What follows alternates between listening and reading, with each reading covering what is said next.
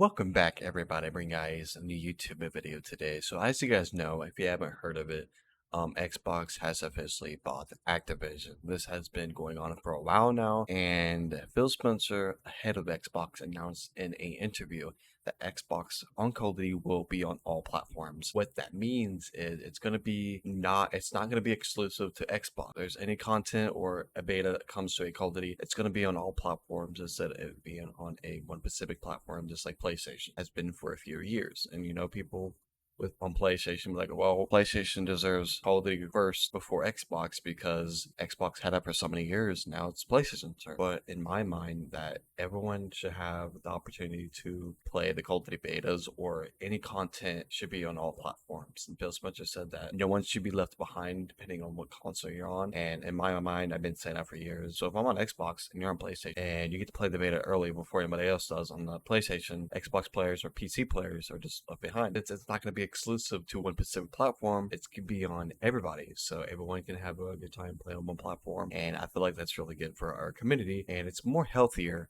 because it really it divides the community when it's on one platform, because the other side is fighting for the other side because they get to play that first before anybody else does because it's on a specific platform. And I'm gonna show you guys a clip here of what Phil Spencer said. Players on PlayStation and in the future on Nintendo, I want you to feel 100% part of the community. I don't want you to feel like there's content you're missing out, there's skins you're missing out, there's timing that you're missing out on. That's not the goal. The goal is 100% parity across all platforms as much as we can for launching content. I say as much as we can on parity because clearly some platforms have resolution and frame rate differences just based on perf.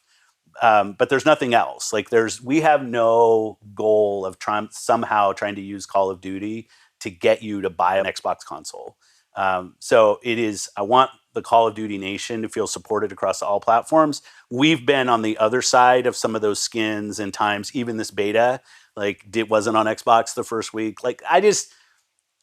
I don't think that helps the community. I don't think that helps the game. And so it's the focus. If you're a PlayStation player, you're a Nintendo player, PC player, or an Xbox console player, I want you to feel like 100% part of the Call of Duty Nation.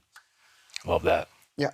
This is such great news because once you won't be really forced to buy a specific platform just because of that game has all the exclusive first, the content. Since Xbox bought Microsoft, Xbox bought Activision, Microsoft has the option to keep it on all platforms and really keep everybody at home. You should not be forced to play a specific platform just because that game has exclusive content to a specific platform. And it's awesome to see. If you want to play an Xbox for Call of Duty, you can do that. If you want to play on PlayStation Call of Duty, you can do that. You're not going to feel left out just because you're on Xbox or a PlayStation console or even on PC. So Charlie Intel on Twitter, if you don't know who Charlie Intel is, he does all the news and leaks for Call of Duty. And there was a picture here that shows that every Call of Duty, single Call of Duty made is going to be on the Xbox Game Pass. But they said it wasn't going to be there right away until the deal went through, which it did. But they said this wasn't going to be really confirmed until 2024. And that's why Modern Warfare 3 is not going to be on the Game Pass or Diablo 4. Games to Game Pass and other platforms. And I think speculation and wish lists have been running wild ever since last week.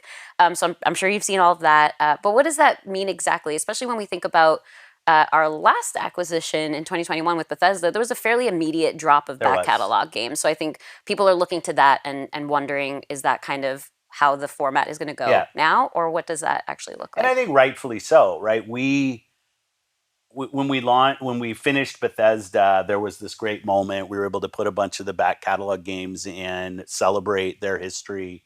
The truth of the matter is, with Activision Blizzard King, that the regulatory process took so long. And frankly, there was a lot of uncertainty in that process up until really a week before we closed, or the week of, when the CMA finally came down to their decision, that we weren't able to get in and work with mostly Activision and Blizzard in this case, on that back catalog work. So now that the deal is closed, we're starting that work, but there is work.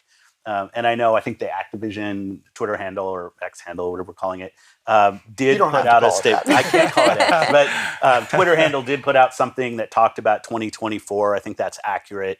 There's no There's no I would love it if there was some kind of secret celebration drop that's coming in the next couple of weeks. There's not.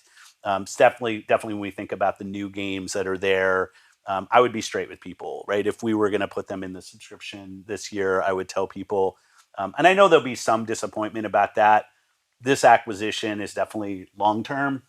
So the fact that we're not hitting day one with a bunch of games dropping in to Game Pass is a little bit of a downer, but I'm very excited about the future, and I just want to be straight with people that that's where we are. There you go. The crazy thing about this is as soon as Microsoft bought Activision, we started seeing this Diablo 4 crossover in several games, like Overwatch 2 with the Halloween event, and Overwatch 2 does this every year where they do like special occasion holidays on Halloween or Christmas or whatever holiday it is. They do events on those specific holidays, and which was a crossover for Diablo. And Lilith was part of the main boss, and as you beat it in different difficulties, you'll get, different rewards for it. Now, Call of Duty has transferred into this crossover with Diablo 4 with the Warzone event with zombies and Halloween event and Halloween themed multiplayer maps, which it looks freaking awesome. And it's really difficult to play this on Warzone and try to enjoy it because you're going against other players who are trying to fight the Diablo 4 enemies inside of Warzone, which is pretty fucking badass if you ask me. But if we keep seeing these kind of crossovers between games, you can see how powerful Microsoft is and how good decisions they're making other than when PlayStation had their exclusive. I'm not talking crap about PlayStation. I'm just saying that Microsoft is just making better decisions than PlayStation was or Sony. It feels like it's better for us and the gaming community. And Phil Spencer knows what the community wants, and this is what he is delivering. And as he's saying in this video, he don't expect Call of Duty to be on Game Pass right away. We don't know. It could happen tomorrow, today, tomorrow, next week, next month, next year. It could happen at any time, any moment, at any day, at any time, and we don't know.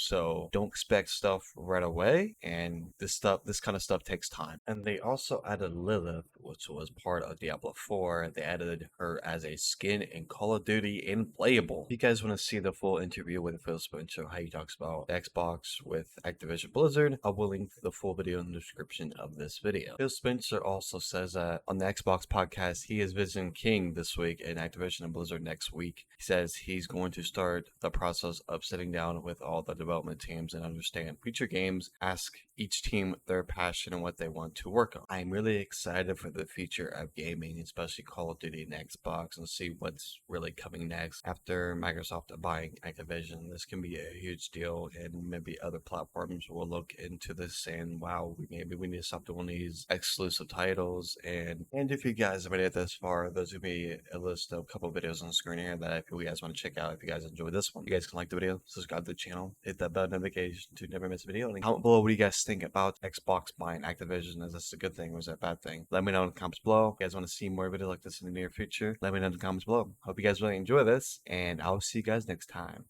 Peace. On my clock, in this cock mask on my face. Hesitate to give me some. I'ma catch a murder case. On my clock, in this cock mask on my face. Hesitate to give me some. I'ma catch a murder case. Dirty on the clock, when I get clock, whipping on the scene.